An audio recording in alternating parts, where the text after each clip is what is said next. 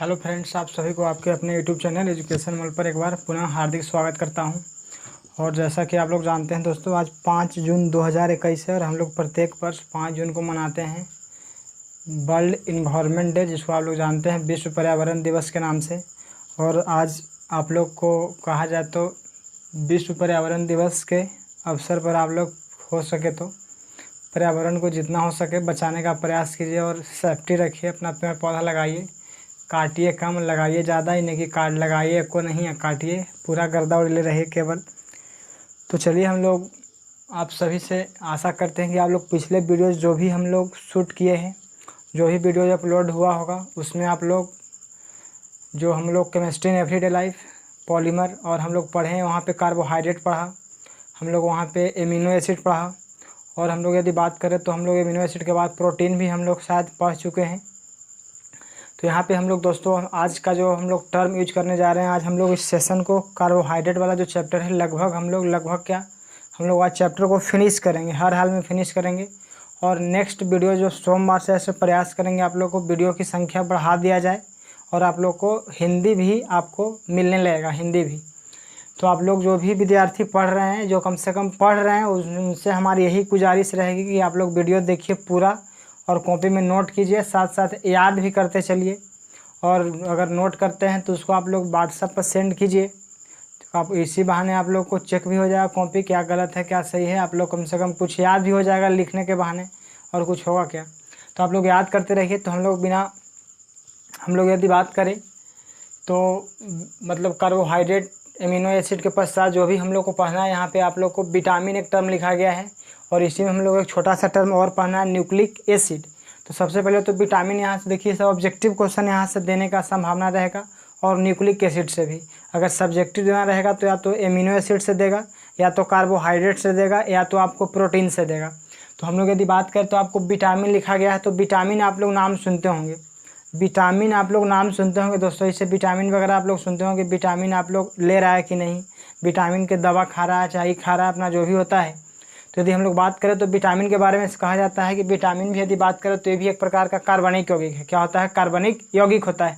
तो विटामिन भी एक प्रकार के बोला जाए दोस्तों कि एक प्रकार के कार्बनिक यौगिक होता है, जिसका ऐसा नहीं कि विटामिन आप लोग पूरा ले लीजिएगा, इन्हें कि विटामिन के टैबलेट देगा तो पूरा धर के एक के बार 4 को 5 को खा जाएगा। तो ज़्यादा अगर हम लोग के बॉडी में विटामिन हो जाएगा तो ये दिक्कत है, अब विटामिन अगर कम जाएगा तो ये दिक्कत है। तो विटामिन कहने का मतलब एक बैलेंस बनना चाहिए, एक बैलेंस हम लोग के बॉडी में बनना चाहिए, उतना ही विटामिन की मात्रा होना चाहिए। वही कहता है दोस्तों, यदि विटामिन के यदि आप डिफिनेशन लिखना चाहें तो बोलता है कि एक विटामिन भी एक प्रकार का क्या होता है दोस्तों, तो कार्बनिक पदार्थ होता है। क्या होता है? कार्बनिक पदार्थ, जिसका कहता है कि सूक्ष्म मात्रा हमारे शरीर के लिए अति आवश्यक होता है। सुन लीजिए, विटामिन हमने बोला कि भी एक प्रकार का क्या है, तो कार्बनिक यौगिक है, जिसका कहता है कि सूक्ष्म मात्रा मतलब बोला जाए बहुत ज़्यादा नहीं, कदम मिनिमम, जिसका सूक्ष्म मात्रा हमारे शरीर के लिए अति आवश्यक होता है। और बोला जाए कि विटामिन अगर बढ़ जाएगा आपके बॉडी में तो भी रोग होगा, कम जाएगा तो भी रोग होगा, इसीलिए हम लोग को बैलेंस चेक बनना चाहिए। तो इसी आधार आपको डिफिनेशन कर सकते हैं। तो विटामिन का डिफिनेशन आप लोग क्या बोलिएगा कि वैसा कार्बनिक यौगिक जिसका सूक्ष्म मात्रा हमारे शरीर के लिए अति आवश्यक होता है तथा इसके कमी से या अधिकता से विभिन्न प्रकार का रोग उत्पन्न होता है, उसी को क्या बोलेंगे? विटामिन बोलेंगे। उसको क्या बोलेंगे? विटामिन। सुन लीजिए, विटामिन बोला कि क्या होता है, तो एक प्रकार का कौन यौगिक है, तो कार्बनिक यौगिक है। एक प्रकार का क्या है? कार्बनिक यौगिक है। तो विटामिन एक प्रकार का क्या है दोस्तों? कार्बनिक यौगिक है, जिसका सूक्ष्म मात्रा हमारे शरीर के लिए अति आवश्यक होता है तथा इसके कमी या अधिकता से विभिन्न प्रकार का रोग उत्पन्न होता है। तो विटामिन के बारे में आप लोग, हमें आशा है कि 1-2 लाइन आप लोग लिख सकते हैं ना। विटामिन के बारे में आप लोग लिख सकते हैं कि वैसा कार्बनिक यौगिक जिसका सूक्ष्म मात्रा हमारे शरीर के लिए काफ़ी महत्वपूर्ण होता है या अति आवश्यक होता है, जिसकी कमी या अधिकता से हमें विभिन्न प्रकार का रोग उत्पन्न होता है। अब विटामिन के बारे में कहा जाता है, विटामिन का खोजकर्ता जो थे उनका नाम था फंक। क्या नाम था? फंक। तो विटामिन के खोजकर्ता जो हैं दोस्तों, उनका नाम है क्या? फंक। तो फंक के द्वारा विटामिन का खोज किया गया। नामकरण वगैरह की बात करें तो फंक एक साइंटिस्ट है, 1911 के आसपास इनका डेट वगैरह आता है। तो हम लोग यदि बात करें तो विटामिन का डिफिनेशन तो आपने जाना, लेकिन विटामिन को हम लोग कहते हैं कि क्लासीफाई करते हैं 2 पार्ट में। कितने पार्ट में? 2 पार्ट में। विटामिन को हम लोग 2 भागों में डिवाइड कर देते हैं और 2 भाग में डिवाइड करके हम लोग अध्ययन करते हैं। चलिए, तो हम लोग यदि बात करें तो विटामिन को हम लोग 2 भाग में डिवाइड करते हैं। एक का नाम है दोस्तों वाटर सोल्यूबल विटामिन। क्या है? Water soluble vitamin. तो वाटर सोल्यूबल विटामिन हमने जो लिखा है यहाँ पे, जिसको आप लोग बोल सकते हैं वाटर सोल्यूबल विटामिन पहला। सेकेंड आपको होता है फैट सोल्यूबल। क्या लिखा हमने? Fat soluble vitamin. तो फैट सोल्यूबल विटामिन हम लोग बोला यहाँ पे। तो पहला तो हमने बोला आपको कि विटामिन आपको कितने प्रकार का हुआ, तो विटामिन आपको 2 प्रकार का हुआ, water soluble vitamin, fat soluble vitamin. Water माने आप लोग जानते हैं जल होता है, पानी होता है, तो जल में विलेय विटामिन। पहला क्या बोलेंगे कि जल में विलेय विटामिन, जल में विलेय विटामिन। यदि बात करें फैट सोल्यूबल का मतलब क्या हुआ हिंदी में? वसा में विलेय विटामिन, वसा में विलेय विटामिन। वसा में फैट मतलब क्या होता है? वसा, वसा में विलेय विटामिन। तो चलिए दोस्तों, हमने आपको बताया कि विटामिन आपको कितने प्रकार का है? 2 प्रकार का है। एक होता है वाटर सोल्यूबल, एक होता है फैट सोल्यूबल। कहने का मतलब यहाँ पे विटामिन एक हुआ जल में विलेय विटामिन, सेकेंड हो गया आपको वसा में विलेय विटामिन। पहला क्या हो गया? जल में विलेय विटामिन, दूसरा हो गया आपको वसा में विलेय विटामिन। अब आपको पूछेगा कि वाटर सोल्यूबल विटामिन की यदि बात कीजिएगा, जल में विलेय विटामिन, तो जल में विलेय विटामिन कौन कौन है? वसा में विलेय विटामिन कौन कौन है? पहले तो इसका डिफिनेशन आप लोग समझ लीजिए, बड़ा आसान डिफिनेशन है। नाम ही इसका है जल में विलेय विटामिन। क्या नाम है? जल में विलेय विटामिन। तो आप लोग बोल सकते हैं कि वैसा विटामिन जो जल में विलेय होता है। सुन लीजिए, बोलेंगे कि वैसा विटामिन जो जल में क्या होता है? जल में क्या होता है? बोलिएगा आप लोग, जल में क्या होता है? तो विलेय होता है, जल में विलेय होता है, परंतु क्या बोलता है? परंतु वसा में अविलेय होता है। परंतु वसा में क्या होता है? अविलेय होता है। तो परंतु वसा में अविलेय होता है, उसी को बोलेंगे जल में विलेय विटामिन। क्या बोलेंगे? जल में विलेय विटामिन। तो डिफिनेशन हमें आशा है कि आप लोग को लिखने आ चुका होगा। हमने बोला कि वैसा विटामिन जो जल में विलेय होता है, वैसा विटामिन जो जल में विलेय होता है परंतु वसा में कुछ होता है? अविलेय होता है, उसी को बोलेंगे जल में विलेय विटामिन। क्या बोलेंगे? जल में विलेय विटामिन। तो जल में विलेय विटामिन अगर कोई बोल रहा है तो आप लोग बोल सकते हैं कि जो विटामिन जल में विलेय होता है किंतु वसा में अविलेय होता है, उसी को बोलेंगे वाटर सोल्यूबल विटामिन, जल में विलेय विटामिन। अब यदि बात करें, यहाँ पे आपको लिखा गया है फैट सोल्यूबल विटामिन। नामे से स्पष्ट है भैया, नाम क्या है? वसा में विलेय विटामिन है। नाम क्या है? वसा में विलेय विटामिन। तो इसको बोलिएगा कि वैसा विटामिन जो वसा में विलेय होता है, वसा में विलेय होता है। तो वसा में बोलेंगे यहाँ पे कि जो विटामिन वसा में क्या होता है? विलेय होता है, वसा में विलेय होता है, किंतु जल में अविलेय होता है। किंतु जल में क्या होता है? अविलेय होता है। किंतु जल में क्या होता है? अविलेय होता है, उसी को हम लोग बोलेंगे वसा में विलेय विटामिन। तो सबसे पहले आप लोग ये बताइए कि विटामिन किसको कहते हैं, विटामिन कितने प्रकार का होता है। आपको दोनों का डिफिनेशन स्पष्ट हुआ या नहीं? आप लोग दोस्तों एक बार विटामिन के बारे में पुनः मैं इसको रिपीट कर देता हूँ, बोलिएगा विटामिन के बारे में आप लोग। विटामिन एक कार्बनिक यौगिक होता है, विटामिन एक कार्बनिक यौगिक होता है जो हमारे शरीर के लिए अति आवश्यक होता है। इसकी कमी से अधिकता से विभिन्न प्रकार का रोग उत्पन्न होता है। और हमने बताया कि विटामिन हम लोग बांटते हैं 2 पार्ट में, एक होता है वाटर सोल्यूबल, एक होता है फैट सोल्यूबल। जल में विलेय विटामिन, दूसरा होता है वसा में विलेय विटामिन। डिफिनेशन अगर बोलेगा कि जल में विलेय विटामिन किसको बोलते हैं, तो यह बोलेगा वसा में विलेय विटामिन किसको बोलते हैं। तो आपको बोलना पड़ेगा कि जल में विलेय विटामिन किसको बोलेंगे कि वैसा विटामिन जो जल में विलेय होता है परंतु वसा में अविलेय होता है, उसको बोलेंगे जल में विलेय विटामिन। अगर वसा में विलेय विटामिन बोलेगा तो बोलिएगा वैसा विटामिन जो वसा में विलेय होता है परंतु जल में क्या होता है? अविलेय होता है, तो उसको बोलेंगे वसा में अविलेय विटामिन। तो चलिए हम लोग डिफिनेशन भी सीख गए।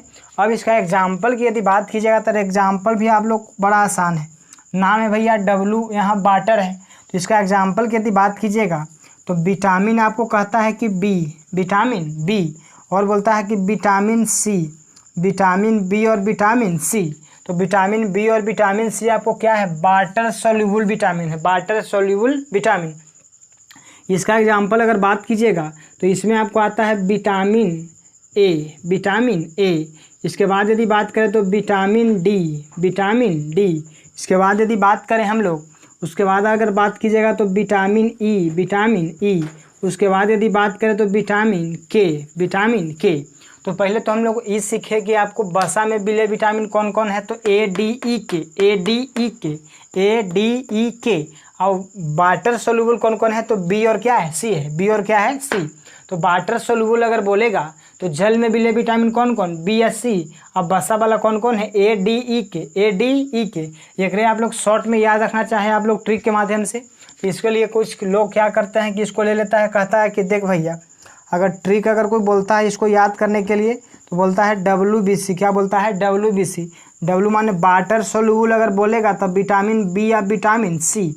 अगर WBC आप लोग नाम सुने होंगे तो वाटर सोल्यूबल, डब्ल्यू मतलब वाटर, तो वाटर सोल्यूबल मतलब जल में मिले विटामिन बोलेगा तो कौन कौन है, बी और क्या है, सी है, विटामिन बी और विटामिन सी। तो दोनों आपको जल में मिले विटामिन है। इसका यदि बात करें तो इसको लोग आप लोग ट्रिक के रूप में ऐसे याद रख सकते हैं। याद क्या रखना है, अगर बी या सी आप लोग को मालूम हो गया कि वाटर सोल्यूबल है तो जो बचेगा जो क्या हो जाएगा, फैट सोल्यूबल। तो इसको आप लोग कीड़ा याद रख सकते हैं, कीड़ा। कुछ लोग बोलता है कीड़ा, क्या बोलता है, कीड़ा। तो KEDA कीड़ा लिख सकता है, कीड़ा नहीं समझे। के vitamin E, vitamin D, vitamin A. तो आप लोग को बोलता है कि फैट सोल्यूबल कौन कौन हो गया, ADE के। और अगर बोलेगा वाटर सोल्यूबल तो बी और कुछ सी। तो आप लोग को एग्जाम्पल भी शायद याद हो चुका होगा। अब हम लोग को दोस्तों यहाँ पे पढ़ना क्या है, इसमें आपको पढ़ना है कि विटामिन का रासायनिक नाम क्या होता है और विटामिन के कमी से मतलब कौन कौन सा डिफिशियंसी डिजीज, मतलब इसके कमी के कारण कौन कौन सा रोग होता है, ये आपको ध्यान रखना है। ऑब्जेक्टिव क्वेश्चन आपको यहाँ से दे सकता है। तो हम लोग एक एक करके vitamin A, B, C, D जो भी आपको पढ़ना है उसके बारे में हम लोग अध्ययन करेंगे। तो चलिए हम लोग यदि बात करें तो पहला हम लोग स्टार्ट करते हैं यहाँ विटामिन ए के बारे में। विटामिन ए तो सबसे पहले तो आपको प्रत्येक विटामिन से आपको 2-3 बातें याद रखना है। तो आपको विटामिन ए के बारे में कहता है कि विटामिन ए हम लोग के आँख के लिए फ़ायदेमंद है। किसके लिए, आँख के लिए। अगर विटामिन ए की कमी होगा तो आपका जो आँख है ना, आई, तो आई आपको प्रॉब्लम क्रिएट करेगा। कहने का मतलब विटामिन ए के कारण हम लोग को क्या होता है कि नाइट ब्लाइंडनेस हो जाता है। तो नहीं सुनता है कि रतौंधी हो गलो का, तो रतौंधी हो गलो कहे कि मतलब क्या है, रात में उसको लाइट प्रकाश जैसी कम पड़ेगा, उसको रात में दिखाई नहीं पड़ेगा। तो इसका रीज़न क्या है, तो विटामिन ए। तो विटामिन ए के कारण क्या होगा दोस्तों, उसको आपको कहने का मतलब रतौंधी हो जाएगा। अगर विटामिन ए, तो विटामिन ए, अब ये बताइए कि विटामिन ए के कारण आपको आँख से संबंधित है। तो आँख में रहता है रेटिना, क्या रहता है, रेटिना। तो आँख में रहता है कौन, रेटिना। तो रेटिना से इसका रासायनिक नाम जो अगर बात करें तो विटामिन ए का कहता है कि केमिकल नेम। तो विटामिन ए का अगर पूछेगा केमिकल नेम, जिसको हम लोग बोलते हैं रासायनिक नाम, अगर बोलेगा कि विटामिन ए का रासायनिक नाम क्या है, तो पहले ये बताइए कि विटामिन ए का रिलेशन कौन चीज़ से है, आई से है। आई बोले तो आँख से है, आँख में रहता है रेटिना, क्या रहता है, रेटिना। जब आँख में रहता है रेटिना तो रेटिना से हो गया रेटिनॉल, क्या हो गया, रेटिनॉल। तो चलिए हम लोग बात करें, पहला तो आपको याद हो चुका होगा कि अगर बोला जाएगा कि विटामिन ए का रासायनिक नाम क्या है तो आप लोग बोल सकते हैं रेटिनॉल, क्या हो जाएगा, रेटिनॉल। अगर बोलेगा कि इसकी कमी से उत्पन्न बीमारी, मतलब आप लोग बोल सकते हैं कि आपको बीमारी क्या होगा, तो विटामिन ए की कमी से डिफिशियंसी डिजीज होता है, बीमारी उत्पन्न जो होता है। तो विटामिन ए की कमी से हम लोग बोलते हैं दोस्तों, विटामिन ए की कमी से आपको हो सकता है रतौंधी, क्या हो सकता है, रतौंधी।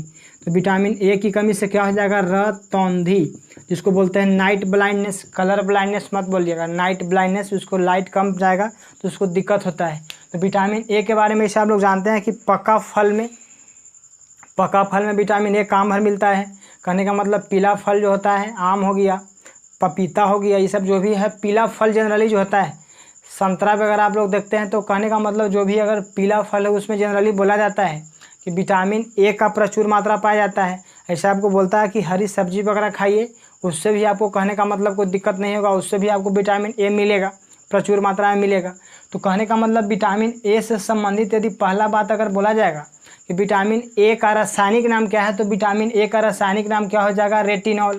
क्योंकि विटामिन ए का रिलेशन कौन चीज़ से है, विटामिन ए का रिलेशन किससे है, आई से है, आँख से है। आँख में रहता है क्या, रेटिना, तो रेटिना से हो गया रेटिनॉल। इसके कमी से क्या हो जाएगा, रतौंधी। या तो आप लोग सुनते हैं कोई कि जिसको बोलते हैं हम लोग जीरोथैल्मिया, एक बीमारी होता है। जीरोफ्थैल्मिया वो क्या होता है, आँख कोई के ड्राई पड़ने लगता है, सूखे लगता है, आँख एकदम ड्राई हो जाता है, सूखा सूखा हो जाता है, उसको बोलते हैं जीरोफ्थैल्मिया। तो खैर आप लोग रतौंधी याद रखो, काम चलेगा। विटामिन ए को हम लोग ऐसे बोलते हैं प्रतिरक्षी विटामिन भी बोला जाता है। अगर बोला जाएगा यहाँ पे कि प्रतिरक्षी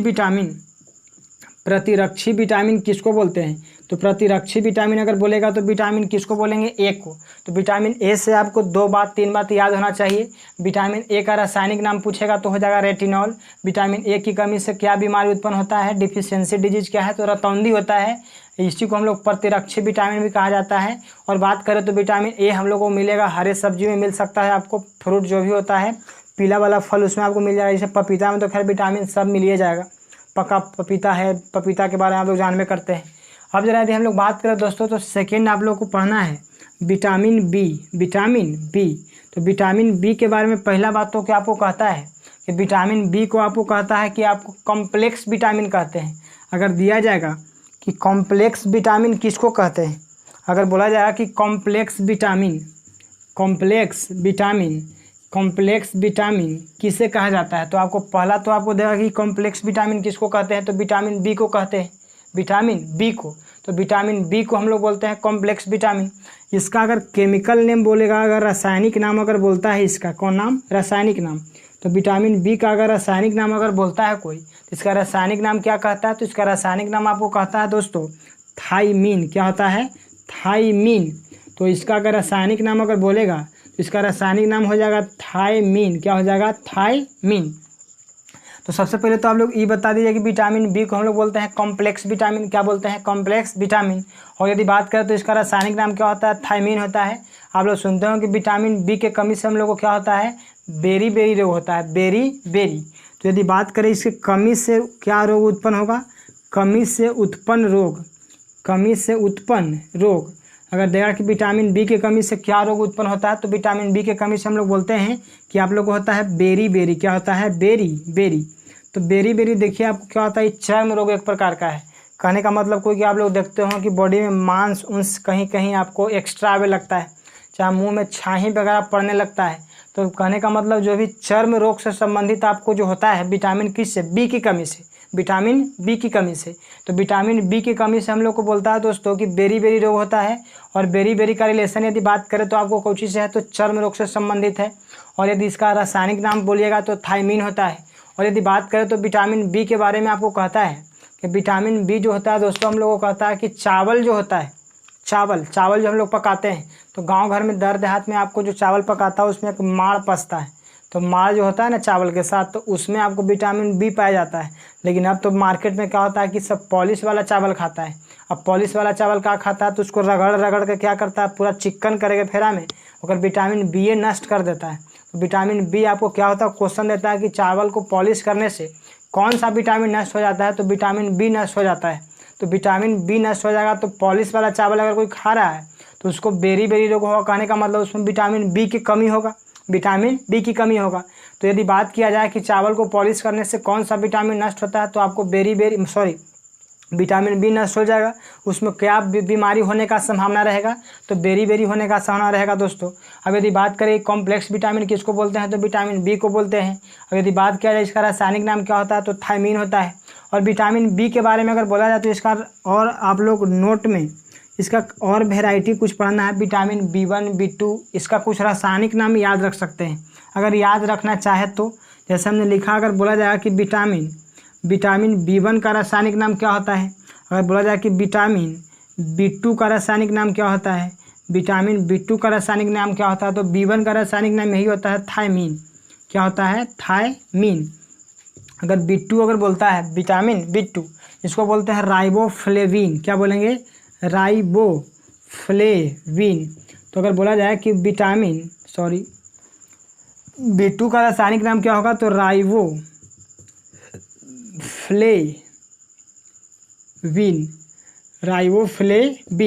यदि बात कीजिएगा आप लोग को विटामिन, यदि बात करें हम लोग आगे, तो विटामिन B1 के हमने बोला थाइमीन, विटामिन B2 हो जाएगा राइबोफ्लेविन। हम लोग यदि और बात करें इसी में, अगर थर्ड हम लोग विटामिन बोले तो विटामिन आपको B3 होता है। क्या होता है, B3। इसको बोलते हैं हम लोग रासायनिक नाम नियासिन बोलते हैं। क्या बोलते हैं, नियासिन। क्या बोलेंगे, नियासिन। अगर देगा कि नियासिन किसका रासायनिक नाम है तो विटामिन B3 का नाम है, विटामिन B3 का। अब यदि बात करें यहाँ पे, आप लोग इधर दिखाई पड़ रहा है कि नहीं, चलिए तो हम लोग यहाँ पे दिखाई पड़ रहा है, कुछ है यहाँ पे। तो हम लोग यदि बात करें तो यहाँ पे आप लोग नोट में हम लोग और आगे कर ले रहे हैं यहाँ पे कि विटामिन एक होता है B5, विटामिन B5, इसको बोलते हैं पेंटेथोनिक एसिड। क्या बोलते हैं?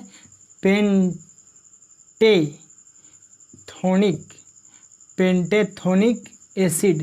तो अगर बोलेगा कि विटामिन B5 का रासायनिक नाम क्या है तो पेंटेथोनिक एसिड, पेंटेथोनिक एसिड। अब यदि बात करें आप लोग को, B1 हो गया थायमिन, B2 हो गया राइबोफ्लेविन, B3 हो गया नियासिन, नियासिन क्या हो गया? नियासिन। अब यदि बात करें तो हम लोग को विटामिन B7 होता है बायोटीन। क्या होता है? बायोटीन। तो विटामिन अगर बोलेगा B7, इधर आप लोग लिख चुके होंगे। तो विटामिन हम लोग बात करें दोस्तों B7 की यदि बात कीजिएगा तो आपको होता है नियासिन। क्या होता है? नियासिन। B3 आपको नियासिन है, B7 यदि बात करेंगे तो बायोटीन होता है। क्या होता है? बायोटीन। आप लोग को यदि बोला जाए कि अगर विटामिन अगर बोला जाए कि आपको क्या है, विटामिन अगर बोल रहा है कि B7 को क्या बोलते हैं तो बायोटीन बोलते हैं। क्या बोलते हैं? बायोटीन। तो विटामिन B7 को हम लोग बोलेंगे बायोटीन, बायोटीन। क्या बोलेंगे? बायोटीन। चलिए तो हमने यहाँ पे लिखा आपको विटामिन अगर बोलता है, यहाँ पे अगर लिखने के लिए अगर विटामिन अगर बोलता है B7 तो इसको हम लोग बोलते हैं बायोटीन। क्या बोलेंगे? बायोटीन। इसके पश्चात आप लोग एक दो और याद रख सकते हैं विटामिन। हम लोग बात करें तो B11 याद रख सकते हैं, इसको बोलते हैं फॉलिक एसिड। क्या बोलते हैं? Folic acid. रासायनिक नाम ही सब है। एक और आप लोग याद रख सकते हैं विटामिन B12, इसको बोलते हैं हम लोग साइनो। क्या बोलते हैं? Cyanocobalamin, cyanocobalamin, cyanocobalamin. तो देखो आपको दिखता है दोस्तों यहाँ पे क्वेश्चन देता है कि कोबाल्ट, साइनो कोवालामिन, ये आपको इंपॉर्टेंट है, याद रख सकते हैं इसको कि आपको देगा कि साइनो कोवालामिन किसका रासायनिक नाम है तो B12। आप लोग देखिए ऐसे आप लोग सुनते होंगे B कॉम्प्लेक्स कैप्सूल के नाम सुना है, B कॉम्प्लेक्स। तो B कॉम्प्लेक्स चाहे कोवाडेक्स, ये सब जो नाम सुनता है ये आपको यही ध्यान रखना है। तो देखिए जरा आपको विटामिन B के बारे में आपको कुछ याद हुआ कि विटामिन B का अगर बोलेगा किसी को हम लोग बोलते हैं कॉम्प्लेक्स विटामिन, और इसका रासायनिक नाम बोलेगा तो थायमीन होता है। इसकी कमी से क्या होता है? रोग बेरी होता है। अब आपको देगा कि चावल पॉलिश करेगा तो विटामिन कौन नष्ट हो जाएगा तो विटामिन B नष्ट हो जाएगा। अब विटामिन B1 का रासायनिक नाम थायमीन है, B2 का राइबोफ्लेविन है, B3 का नियासिन है, B5 बात किया तो पेंटेथोनिक एसिड है। अब B7 बात किया तो बायोटीन है, B11 आपको बोलेगा फॉलिक एसिड, B12 हो जाएगा आपको साइनोकोबालामिन। अब यहाँ पे हम लोग B2 हो गया, मतलब B तक हो गया। अब हम लोग थर्ड अगर पढ़ें दोस्तों विटामिन C के बारे में, विटामिन C। तो विटामिन C के बारे में आप लोग पढ़िएगा तो विटामिन C के बारे में आपको कहता है कि विटामिन C का रासायनिक नाम क्या है। तो विटामिन C आपको पहले तो आपको कहता है कि जो भी होता है खट्टा फल आपको होता है, उसमें आपको मिलता है विटामिन C। क्या मिलता है? Vitamin C। क्या मिलेगा? Vitamin C। जैसे आप लोग नींबू खाया, आंवला सबसे ज़्यादा खट्टा होता है, आंवला में पर्याप्त मात्रा में विटामिन आपको C मिल जाएगा। तो कहने का मतलब आपको विटामिन के बारे में यदि बात कर रहे हैं हम लोग तो विटामिन C अगर बोला जाए तो विटामिन C के कमी से आपको जो रोग होगा, चाहे इसका रासायनिक नाम पहले हम लोग अगर देखें, रासायनिक नाम, तो इसका यदि आप लोग रासायनिक नाम देखिएगा तो इसका नाम है एस्कॉर्बिक एसिड। क्या है? Ascorbic acid. इसका अगर रासायनिक नाम कोई बोलता है तो क्या होता है? Ascorbic acid. एस्कॉर्बिक एसिड क्या है दोस्तों? Ascorbic acid. अब विटामिन C का रासायनिक नाम हो गया एस्कॉर्बिक एसिड। और इसके कमी से जो रोग उत्पन्न होता है उसको आप लोग सुनते होंगे अस्कर्वी। क्या होता है? अस्कर्वी। अस्कर्वी आप लोग नाम सुने होंगे, कहने का मतलब मसूड़ा वगैरह फूल जाता है।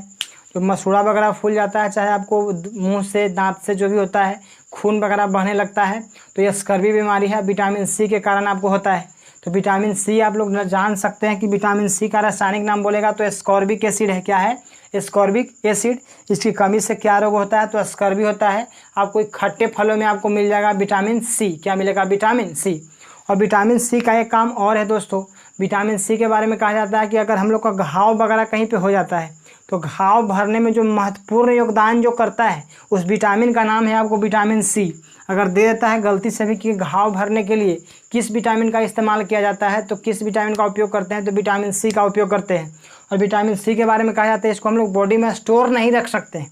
अगर कोई मूत्र मतलब पेशाब वगैरह करता है तो पेशाब के माध्यम से आपको क्या होता है, विटामिन सी आपको बॉडी से क्या हो जाता है, बाहर हो जाता है। तो ये भी अगर क्वेश्चन देगा कि हम लोग बोला जाए कि किस विटामिन को हम लोग स्टोर नहीं कर सकते हैं, तो विटामिन सी को नहीं कर सकते हैं। बोला जाए कि घाव वगैरह को भरने के लिए किस विटामिन का प्रयोग करते हैं, तो विटामिन सी का प्रयोग करते हैं। अगर देगा कि अगर बोला जाए कि अगर पेशाब के माध्यम से कौन सा विटामिन बाहर निकलता है, तो आपको हो जाएगा क्या, विटामिन आपको सी। तो चलिए आपको विटामिन सी भी हो गया। अब यदि हम लोग बात करें तो विटामिन आपको डी के बारे में यदि बात करते हैं हम लोग, विटामिन डी, तो विटामिन डी के बारे में आपको क्या बोलता है कि विटामिन डी के बारे में आपको यहाँ पे बोल रहा है, ज़रा समझिएगा आप लोग। विटामिन डी के बारे में कहता है, आप लोग बचपन से जानते हैं कि सनलाइट जो होता है, सूर्य का प्रकाश, तो सूर्य के प्रकाश से एक विटामिन प्राप्त होता है जिसको बोलते हैं हम लोग विटामिन डी। क्या बोलते हैं, विटामिन डी। तो आप लोग बचपन से जान रहे हैं कि सूर्य के प्रकाश में एक विटामिन होता है जिसको बोलते हैं विटामिन डी।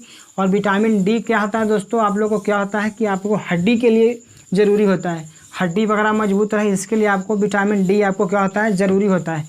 जरा पहले तो आप लोग ये समझिए कि विटामिन डी आपको मिलता कहाँ से है। तो आपको विटामिन डी आपको कहाँ से मिल जाएगा, तो आपको सनलाइट से मिल जाएगा, सूर्य के प्रकाश से आप लोग को प्राप्त हो जाएगा। विटामिन डी का बहुत अच्छा, पर्याप्त कहने का मतलब अच्छा स्रोत है विटामिन डी। तो हम लोग चौथा में अगर विटामिन डी के बारे में अगर हल्का फुल्का अध्ययन करें तो कर सकते हैं कि विटामिन डी की हम लोग बात करें तो इसको हम लोग बोलते हैं सनशाइन विटामिन। कहने का मतलब सूर्य से प्राप्त होने वाला विटामिन है। इसका यदि रासायनिक नाम आप लोग बोलिएगा, रासायनिक नाम, तो रासायनिक नाम क्या है दोस्तों, तो पहला बात तो कि हमने बोला कि हड्डी के लिए ज़रूरत है विटामिन डी। जब हड्डी के लिए ज़रूरत है, हड्डी में आपको जानते हैं कैल्शियम पाया जाता है। क्या पाया जाता है, कैल्शियम। इसलिए इस विटामिन डी का रासायनिक नाम होता है कैल्सीफेरॉल। क्या होता है, कैल्सीफेरॉल। तो विटामिन डी का अगर बोला जाए कि रासायनिक नाम क्या होता है, तो कैल्सीफेरॉल होता है। चलिए विटामिन डी का रासायनिक नाम आपको याद हो गया होगा, कैल्सीफेरॉल। क्या होता है, कैल्सीफेरॉल। तो कैल्सीफेरॉल हो गया विटामिन डी का रासायनिक नाम। हमने बोला कि हमारे हड्डियों के में ज़रूरी होता है विटामिन डी, और हड्डी में होता पाया जाता है क्या, तो सी मतलब कैल्शियम पाया जाता है। इसीलिए हमने बोला कि विटामिन डी का अगर बोला जाए कि रासायनिक नाम क्या होता है, तो कैल्सीफेरॉल होता है। इसके कमी से क्या होगा दोस्तों, आप लोग देखते हैं कोई के पूरा हाथ पाँव मतलब सुखला जो कहता है, तो नहीं गाँव घर में सुख रोग धैले, मतलब उसको सुखड़ा रोग बोलता है कि एकदम सुखड़, उसको क्या बोलते हैं आप लोग, कहता है एकदम सूख गए, हड्डी लेखा हो गए, सूख साख के पैर तैर पूरा आपको पतला उतला हो जाएगा, हाथ दुबला पतला हो जाएगा, पूरा सुखड़ा जिसको बोल सकते हैं आप लोग। जो भी आप लोग बोलिए, जो भी आप लोग गांव घर में आप लोग यूज करते हैं शब्द कहने का मतलब, जो भी अपना पतला उतला हो जाता है पूरा बॉडी शॉडी, उसका जो हाथ पाँव जो एकदम पूरा लगता है कि सूख गया है एकदम, सूख मतलब सुखड़ा धैले उसको बोल सकते हैं। उसको हम लोग अगर बीमारी अगर बोले इसके कारण क्या होता है, हम लोग बोलते हैं इसके कारण आपको होता है रिकेट्स। क्या होता है, रिकेट्स। रिकेट्स बात करें दोस्तों, वही हाथ पाँव जो है उसका हड्डी एकदम कमज़ोर हो जाएगा, एकदम दुबला पतला सा हो जाएगा, एकदम गजब टाइप को उसको देखने के लिए लगेगा, उसका बॉडी देखने में, उसको बोलेंगे रिकेट्स होता है। आप बात करें तो ऑस्टियोमलेशिया एक बीमारी है, वो भी आपको कहने का मतलब विटामिन डी के कारण ही होता है। रिकेट्स बोले और ऑस्टियोमलेशिया, ऑस्टियोमलेशिया।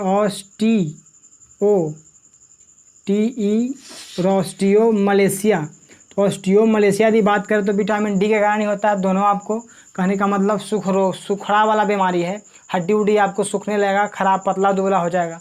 अब विटामिन डी का स्रोत तो आप लोग जान ही रहे हैं क्या, सूर्य का प्रकाश आपको अच्छा स्रोत हो जाएगा विटामिन डी। मछली वगैरह लीजिए वो भी आपको विटामिन डी आपको दे देगा। चलिए यदि बात करें तो हम लोग पाँचवा यहाँ पे तो ए डी, उसके बाद विटामिन ई। ज़रा देखिए हम लोग अब लास्ट हो रहा है विटामिन ई के बारे में। सबसे पहला बात तो कि आपको याद ध्यान रखना है, विटामिन ई बड़ा इंपॉर्टेंट विटामिन है। ये हम लोग को शरीर में ऑटोमेटिक लीजिए बाहर से चाहे मत लीजिए, आपको बनते रहता है विटामिन ई, विटामिन ई। और विटामिन ई के बारे में कहता है दोस्तों कि विटामिन ई के बारे में अगर बात करें तो इसका रासायनिक नाम यदि बात कीजिएगा, रासायनिक नाम, तो विटामिन ई का रासायनिक नाम क्या होता है, तो इसका होता है टोकोफेरॉल। क्या होता है, टोकोफेरॉल। तो विटामिन ई का रासायनिक नाम क्या होता है, टोकोफेरॉल। तो विटामिन अगर बोला जाए कि विटामिन ई का रासायनिक नाम क्या है, तो विटामिन ई का रासायनिक नाम क्या होता है, टोकोफेरॉल। ये हम लोग को अगर मिलना चाहे तो कहाँ से आप लोग इसको ले सकते हैं, तो इसका सोर्स है, मुख्य सोर्स है अंकुरित अनाज। अंकुरित अनाज, अंकुरित अनाज कहने का मतलब आप लोग समझ रहे हैं, जो भी आप लोग चना वगैरह क्या करते हैं कि फूलने के लिए डाल देते हैं, वो आपको 1-2 दिन के पश्चात आप लोग बांध के क्या करता है, कपड़ा लता में छोड़ देता है, तो अंकुर जाता है। गेहूँ वगैरह अंकुर जाता है, मसूर अंकुर जाता है। तो अंकुरित अनाज जो होता है उसको अगर खाइएगा तो विटामिन आपको ई मिलेगा। अब इसकी कमी से क्या होता है कि व्यक्ति में जनन क्षमता घट जाता है। कौन क्षमता? जनन क्षमता। तो जनन क्षमता ऐसा नहीं कि केवल आप लोग को एक में घटेगा, अगर ये मेल में घट रहा है दोस्तों, मेल जिसको आप लोग बोलते हैं पुरुष, अगर पुरुष में विटामिन अगर ई के कमी हो रहा है, या तो फीमेल में भी विटामिन ई के कमी हो सकता है, जिसको आप लोग बोल सकते हैं महिला। तो अगर पुरुष की अगर बात की जाएगा तो पुरुष को आप लोग नपुंसकता हो सकता है, नपुंसक हो सकता है। नपुंसकता कहने का मतलब उसको जो भी आप लोग बोले अपना नपुंसकता बीमारी धर लेगा मेल वाला के, समझ रहे हैं? तो नपुंसक बीमारी धर लेगा विटामिन ई के कारण। और अगर बोला जाए फीमेल में अगर बात करेगा विटामिन ई कमेगा तो आप लोग जानते हैं कि बांझपन एक बीमारी होता है। बांझपन आप लोग समझ रहे हैं, बच्चा पैदा नहीं होगा, इससे ही बच्चा पैदा नहीं होगा, इससे ही बच्चा पैदा नहीं होगा। तो यही आपको कहता है विटामिन ई। तो विटामिन ई आपको कहता है, रासायनिक नाम हो गया टोकोफेरॉल। इससे आपको जनन क्षमता घटता है विटामिन ई के कारण। अगर इसको आप लोग कहाँ, इसका मुख्य सोर्स क्या है? तो अंकुरित अनाज। क्या है? अंकुरित अनाज। अब जरा हम लोग बात करें दोस्तों, तो हम लोग को लास्ट एक विटामिन पढ़ना है। तो विटामिन एक आपको ई के बाद क्या था? के। विटामिन ई के बाद क्या था? के। तो विटामिन अगर के बारे में यदि आप लोग बात कीजिएगा, विटामिन के, तो देखिए तो विटामिन के बारे में आपको कहता है कि इसका अगर बात करें तो विटामिन के इम्पोर्टेंट हम लोग को ब्लड क्लॉटिंग में, जिसको आप लोग बोलते हैं रक्त का थक्का बनना। रक्त का क्या बनना? थक्का बनना। तो रक्त को थक्का बनाने में आपको सबसे ज़्यादा इंपॉर्टेंट योगदान करता है कौन? विटामिन के। विटामिन के। तो चलिए हम लोग लास्ट आप लोग कर लेते हैं। विटामिन के यदि हम लोग लिखें तो विटामिन के बारे में आपको क्या कहता है कि विटामिन के बारे में यदि बात करें तो इसका रासायनिक नाम सबसे पहले देख लीजिए। तो रासायनिक नाम यदि अगर देखिएगा तो इसका आप लोग देखते हैं, इसको हम लोग बोलते हैं मीना क्यूनोन भी कहीं मिलेगा आपको, मीना क्यूनोन, या तो आप लोग इसी को लिखेगा फाइलो क्यूनोन भी लिखता है, फाइलो क्यू, चाहे फिलो क्यूनोन भी आपको मिलेगा, फाइलो क्यूनोन। तो मीना क्यूनोन या फाइलो क्यूनोन आपको मिलता है। इसका रासायनिक नाम किसका? विटामिन के का। और ये आपको हेल्प क्या करता है? तो रक्त का थक्का बनने में। रक्त का क्या? थक्का बनने में। अगर इस विटामिन के की कमी होगा तो हमारा क्या होगा? कट छट जाता है। कोई का देखना कट उठ जाता है तो खून बंद होने के नाम नहीं लेता है, और कोई कट तुरते क्या होता है कि जाम हो जाता है और ब्लड वगैरह। तो इसमें विटामिन के अगर कोई में कम जाएगा तो ब्लड क्लॉटिंग में क्या करेगा? प्रॉब्लम क्रिएट करेगा। तो चलिए हम आशा करते हैं कि आपको विटामिन समझ में आया। अब हम लोग को पढ़ना है दोस्तों न्यूक्लिक एसिड। क्या पढ़ना है? Nucleic acid. तो हम लोग न्यूक्लिक एसिड अभी अध्ययन करेंगे। देखिए पहले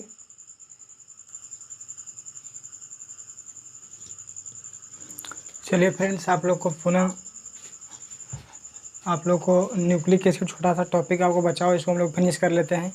आपको चैप्टर कार्बोहाइड्रेट क्या हो जाएगा? ख़त्म हो जाएगा। चलिए यहाँ पे आप लोग को न्यूक्लिक एसिड जो लिखा गया है आप लोग ज़रा समझिएगा। यहाँ से ऑब्जेक्टिव, यहाँ से भी आपने का संभावना आपको एक आध रहेगा, में भी पूछ सकता है। ऐसे आप लोग बायो वगैरह में इसका नाम सुने होंगे, पढ़ने वाले जो विद्यार्थी होंगे। कहता है कि न्यूक्लिक एसिड आपको नाम है जिसको बोलते हैं न्यूक्लिक अम्ल। लिखा गया कोशिका के केंद्रक में उपस्थित डीएनए तथा आरएनए को। कोशिका जो होता है हम लोग का जो बॉडी होता है, आप लोग पता होगा कि बॉडी का जो भी कहने का मतलब स्ट्रक्चरल एंड फंक्शनल जो यूनिट होता है उसी को हम लोग क्या बोलते हैं? कोशिका। तो कहता है कि कोशिका अगर है दोस्तों तो कोशिका के नाभिक जो होता है, तो कोशिका के नाभिक में, नाभिक जो है तो कोशिका का जो नाभिक है उसी में आपको पाया जाता है डीएनए और क्या? आरएनए। तो डीएनए और क्या पाया जाता है? आरएनए। तो हमने बोला कि कोई भी आपको सेल है, कोई भी आपको कोशिका है, तो कोशिका का कोई ना कोई सेंटर होगा, केंद्रक होगा। क्या होगा? केंद्रक होगा। तो नाभिक जो होगा न्यूक्लियस होगा। तो इसी में आपको जो पाया जाता है डीएनए और आरएनए, इसी को हम लोग नाम देते हैं न्यूक्लिक एसिड। क्या बोलते हैं? Nucleic acid.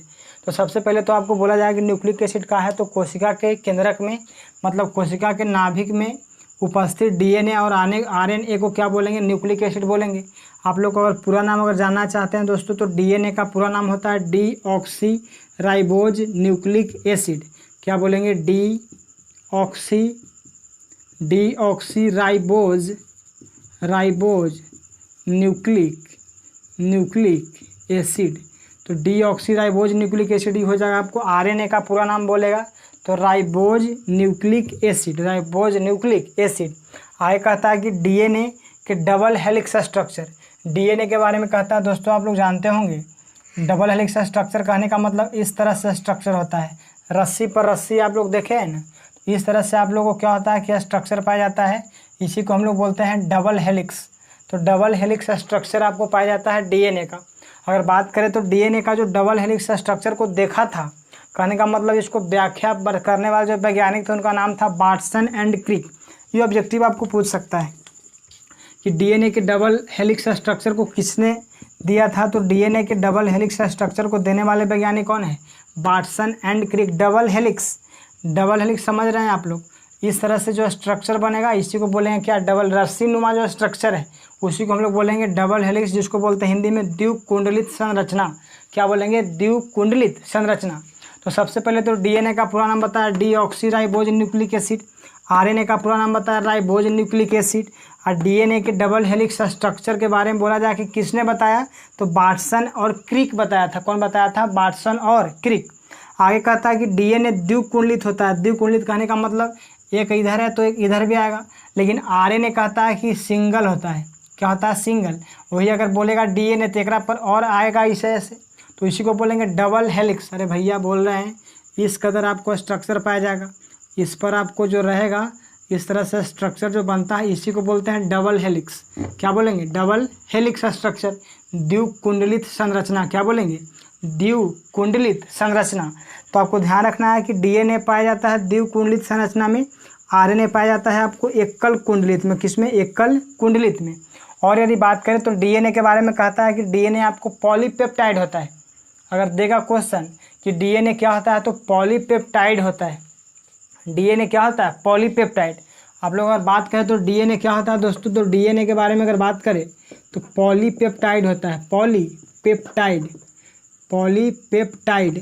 तो देखिए पॉलीपेप्टाइड कहने का मतलब जिसमें पेप्टाइड बॉन्ड की संख्या मोर देन 2 हो, 2 से अधिक, तो आपको डीएनए पॉलीपेप्टाइड होता है। ये आप ध्यान रख सकते हैं। अब डीएनए कैसे कैसे बनता है जरा देखो। डीएनए में बोलता है कि डीएनए के 2 कंपोनेंट होता है, 2 अवयव होता है। एक होता है न्यूक्लियोसाइड, एक होता है फॉस्फेट। डीएनए के कितने अवयव? 2 अवयव, न्यूक्लियोसाइड और क्या होता है? फॉस्फेट। और यदि बात करें तो न्यूक्लियोसाइड के भी 2 अवयव है, एक होता है शुगर, एक होता है नाइट्रोजन बेस। एक होता है शुगर और एक होता है क्या? Nitrogen base. सबसे पहले तो हमने बोला कि डीएनए यदि बात करेगा, देखो आप लोग नाम सुनते होंगे क्रोमोसोम, जिसको बोलता है गुणसूत्र। बायो में आप लोग पढ़े होंगे। तो क्रोमोसोम जिसको बोलते हैं गुणसूत्र। तो क्रोमोसोम जो होता है कहने का मतलब कोशिका में जो धागानुमा संरचना होता है उसी को आप लोग बोलते होंगे गुणसूत्र। क्या होता है? गुणसूत्र। और गुणसूत्र को अगर ओकरे खींचिएगा तो उसी को आप लोग खींचेगा तब बन जाएगा डीएनए, और डीएनए को खींचेगा तब मिल जाएगा जीन। कुछ है नहीं भैया, देख जरा। हमने बोला आपको कि अगर आप लोग सुनते होंगे क्रोमोसोम जिसको हिंदी में बोलते हैं गुणसूत्र, और गुणसूत्र को खींच दिया तो इससे आपको बन जाएगा डीएनए। अगर डीएनए को पकड़ के खींच दिया तो इसी से बन जाएगा आपको जीन। क्या बन जाएगा? जीन। हम लोग बोलते हैं कि डीएनए जो होता है आपको आनुवांशिक गुणों का वाहक होता है। आनुवांशिक गुणों का वाहक कहने का मतलब यही आपको माता पिता से अपना बाल बच्चे में जाता है कि इसका उसका जैसा चेहरा होता है उसी अनुकूल ढलता है। तो यदि बात करें डीएनए को हम लोग बोलते हैं आनुवांशिक गुणों का वाहक, कहने का मतलब उसका माता पिता वाला गुण आपको बाल बच्चा में जाएगा। उसको ढोने वाला वाहक कौन है? तो डीएनए है। हमने बोला कि गुणसूत्र के पकड़ के खींच दो तो क्या बनेगा? डीएनए। अगर गुणसूत्र के पकड़ के खींचेगा तो क्या बनेगा? डीएनए। या डीएनए के पकड़ के खींचेगा तो क्या बनेगा? जीन। यही ध्यान रखना है। अरे धागानुमा संरचना होता है कोशिका में, इसी को बोलते हैं गुणसूत्र। इससे अगर खींचेगा तो बनेगा डीएनए, और डीएनए के खींच देगा तो बन जाएगा जीन, बन जाएगा। ये सब आप लोग नाम सुनते होंगे बायो वाला में। अब देखो तो डीएनए क्या होता है, तो पॉलीपेप्टाइड होता है डीएनए। पॉलीपेप्टाइड। डीएनए के क्या अवयव होता है? 2 अवयव, एक होता है न्यूक्लियोसाइड, एक होता है फॉस्फेट। क्या होता है? फॉस्फेट। न्यूक्लियोसाइड के भी क्या अवयव? 2 अवयव, एक होता है शुगर, एक होता है नाइट्रोजन बेस। और शुगर जो यहाँ होता है पेंटोज शुगर होता है। कौन शुगर? Pentose sugar. यहाँ पे हम लोग लिख सकते हैं, यहाँ पे पेंटोज शुगर आप लोग जानते होंगे। पेंटोज भैया आपको पता है, पेंटोज कहने का मतलब वैसा शुगर जिसमें कार्बन की संख्या क्या हो? 5। पढ़ा था कार्बोहाइड्रेट में। अगर 3 रहेगा तो ट्राइओज, 4 रहेगा तो टेट्रोज, 5 रहेगा तो पेंटोज, और 6 रहेगा तो क्या? हेक्सोज। तो हमने बोला कि आपको न्यूक्लियोसाइड के भी 2 कंपोनेंट, इसमें आपको पाया जाएगा पेंटोज शुगर, और एक पाया जाता है नाइट्रोजन बेस। और नाइट्रोजन बेस के भी 2 कंपोनेंट है आपको प्यूरिन और पायरीमिडीन। अब बात करें तो प्यूरिन का भी 2 कंपोनेंट है, एडेनिन या गुआनिन। और यदि बात करें तो गुआनिन। क्या है? गुआनिन। तो एडेनिन और गुआनिन किसका कंपोनेंट है? प्यूरिन का। और पिरिमिडीन का भी 2 कंपोनेंट है, टी और सी। इसको बोलते हैं हम लोग थाइमीन। क्या बोलेंगे? Thymine, thymine. और ये हो जाएगा आपको साइटोसिन, साइटोसिन, साइटोसिन। तो ये आपको हो जाएगा साइटोसिन। अब देखिए प्यूरिन का के कंपोनेंट 2 अवयव है, ए और जी, ए और जी। और पिरिडीन का क्या है? टी और सी। ना कहता ए जी, सुनू न जी। तो ए जी आप लोग सुनते होंगे कि ए जी, सुनिए जी। तो ए जी वगैरह आपको जो बोल रहा है तो ए और जी याद रखना प्यूरिन का कंपोनेंट है, और टी और सी किसका? पिरिडीन का कंपोनेंट है। इससे ज़्यादा इंपॉर्टेंट आपको ऑब्जेक्टिव ई देगा, ज़रा समझो। यहाँ पे हम लोग बात करें तो इस सब आप लोग लिख चुके होंगे। चलिए, आशा है लिख चुके होंगे, जैसे भी आप लोग लिखिए। मैं एक ऑब्जेक्टिव यहाँ पे बता देता हूँ जो इम्पोर्टेंट है, आपको पूछता है। चलिए देखिए, यहाँ पे कहता है कि आप लोग को नोट में आप लोग याद रखिएगा, यहाँ पे ए और जी है। तो ए जी जो है, ए आपको कनेक्ट होता है टी से, ए कनेक्ट होता है कौची से? टी से। और यदि बात करें तो आपको जी कनेक्ट होता है कौची से? सी से। अब देख भैया, यही आपको याद रखना है, ऑब्जेक्टिव एग्जाम में यही देगा आपको। एक रे कर देगा, ए के साथ बना देगा ट्रिपल बॉन्ड, कोई जी के साथ बना देगा सी यहाँ डबल बॉन्ड। लेकिन एडेनिन और थाइमिन आपको जुड़ेगा डबल बॉन्ड से, कौची से? डबल बॉन्ड से। और गुआनिन और साइटोसिन जुड़ेगा कौन बॉन्ड से? ट्रिपल बॉन्ड से। यही आपको क्वेश्चन देगा, निम्नलिखित में से कौन सही है? तो ए टी जी सी याद रखना, A T G C, A T G सी। तो ए और टी जुड़ेगा डबल बॉन्ड से, और जी या सी जुड़ेगा कौची से? ट्रिपल बॉन्ड से। कौन बॉन्ड से? ट्रिपल बॉन्ड से। यही आपको बोर्ड एग्जाम में क्या करेगा? 4 ऑप्शन बना देगा। क्या करेगा कि ए को जोड़ देगा सी से, ए को जोड़ देगा सी से, जी को जोड़ देगा टी से, कोई कोई जोड़ देगा, लेकिन जुटता है इस तरह से। ए जुड़ेगा टी से और जी जुड़ेगा सी से। ए जब जुड़ेगा टी से तो कौन बॉन्ड से? डबल बॉन्ड से। जी जुड़ेगा सी से तो कौन बॉन्ड से? ट्रिपल बॉन्ड से। ये ध्यान रखना है। आरएनए की बात करता है तो आरएनए में एक पॉइंट और याद रख सकते हैं। आरएनए में आपको कहता है कि थाइमीन के स्थान पर, थाइमीन के स्थान पर यूरासिल होता है।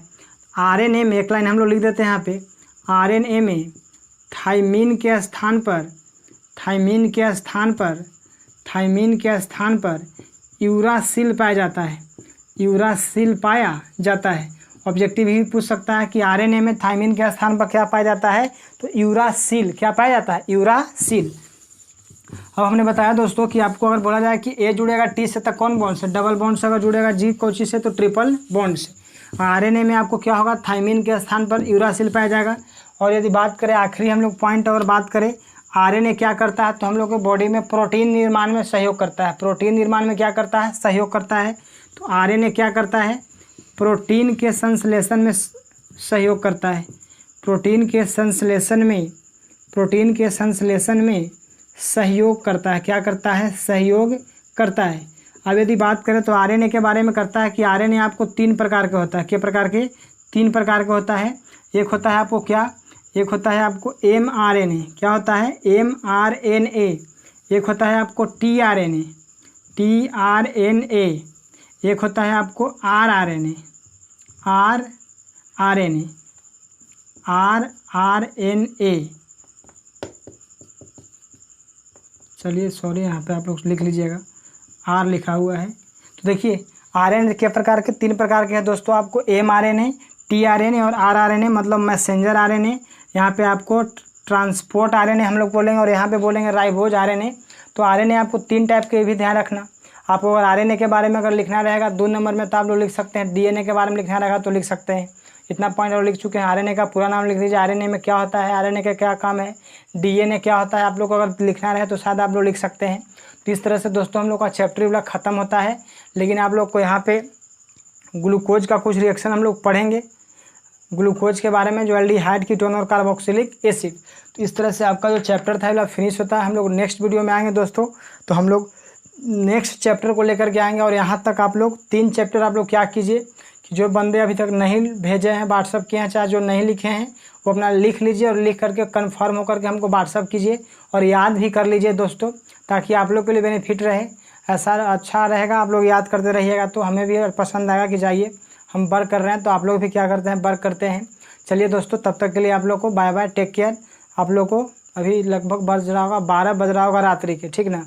तो 12 बजे जग करके वीडियो बनाना पड़ता है। आप लोगों को पता है कितना वर्क करना पड़ता है, इसको एडिट करना पड़ता है, अपलोड करने में घंटों टाइम लगता है, समझे ना। बहुत वर्क करना पड़ता है तब जाके वो वीडियो अपलोड होता है। लेकिन आप लोग तो खैर समझ में नहीं करते हैं, इसीलिए आप लोग पढ़िए। और एक बात और मैं बोलता हूँ, अगर हो सके भैया तो चैनल को क्या कीजिएगा, आप लोग दोस्तों से अपना सब्सक्राइब करवा दीजिए। और वीडियो को आप लोग देखते हैं तो लाइक कर दीजिए। लाइक करे में कहा जा रहा है भाई, तो लाइक करो। और कमेंट अगर करना है तो कमेंट करो, लाइक करो, पूरा गर्दा करो ना, क्या दिक्कत है। जितना करना है उतना करते रहो, कोई दिक्कत नहीं है, पूरा भर दो कमेंट से। और यदि बात करें तो लाइक करो, और हो सके अपने फ्रेंड सर्किल में इसको शेयर करो और सब्सक्राइब करवा दीजिए, अच्छा रहेगा। चलिए, okay, good night, thank you.